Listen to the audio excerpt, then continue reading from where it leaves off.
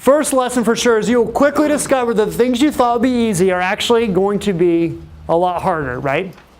How many people can attest that have invested in real estate before? It turns out to be a lot harder, right? And then on the other side of that, the things you thought were going to be difficult, they're going to be really, really difficult.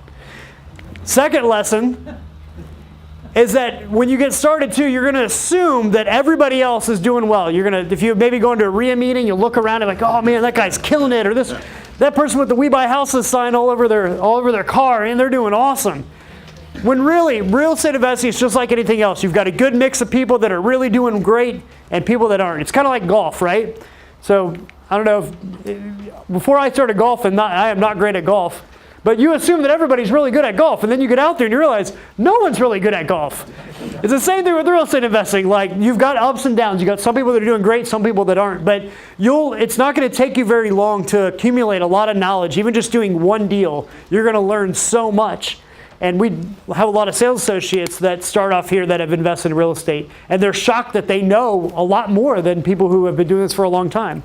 So the fact of the matter is, everybody's subject to the same market. Everybody's going to have ups and downs in their business. You're going to have times where you're going to do a deal that you didn't think you were going to make any money on that, and it'll maybe be the most profitable deal you ever did. And you're going to have deals that you thought were a surefire home run that just is a complete bust.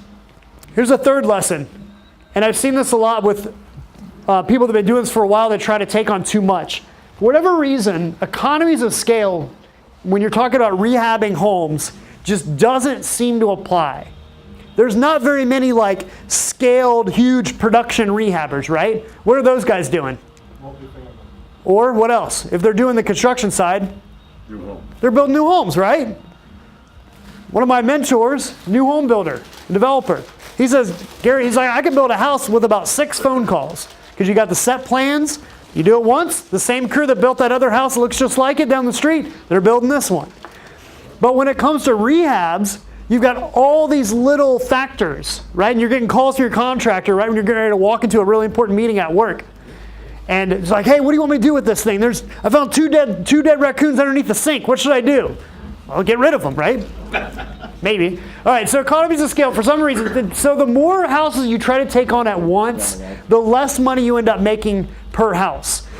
What we see with a lot of real estate investors, it's a lot better if you can just focus on one property at a time, run it really efficiently, devote your time to it, and make as much money as you can on that. And then when you get that house done, you get it on the market, then go out and get another property. But the investors that we see that are doing volume, and we have a lot of investors that will buy 6, 7, 8 houses from us in a year, they typically aren't doing more than one rehab at a time because it's difficult.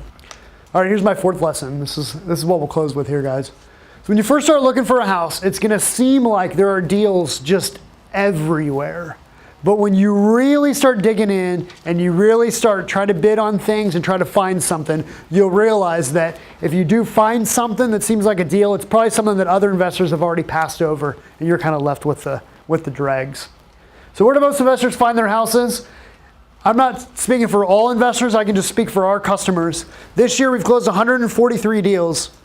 74 of the houses, 52% of the houses that we sold were off market. They were not on the market at all, not available in the open market. So they were private sellers, tax liens, whatever. Like, the man on the moon could come down and offer us houses to sell. We would buy some houses. Like, anything that we can do to buy houses, we do.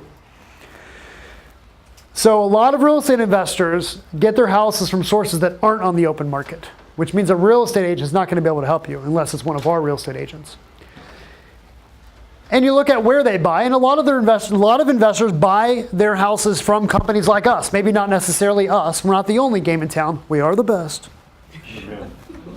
But what I'm saying is this. A lot of investors do buy from wholesalers, right? So that's all we do. We've got a team of people. All they do is just buy houses. They live, breathe, eat, sleep, and poop houses, okay? That's what they do. They love it. They're passionate about it. So let us do what we do best. Let's line up all the money you'll ever need to rehab the houses and to finance them. We'll buy all the houses you'll ever need in the areas that you need all the time. So 94 of our customers this year, 66% of our customers were brand new real estate investors. Brand new investors. It's really exciting. That tells me that something is really going on here that's really exciting.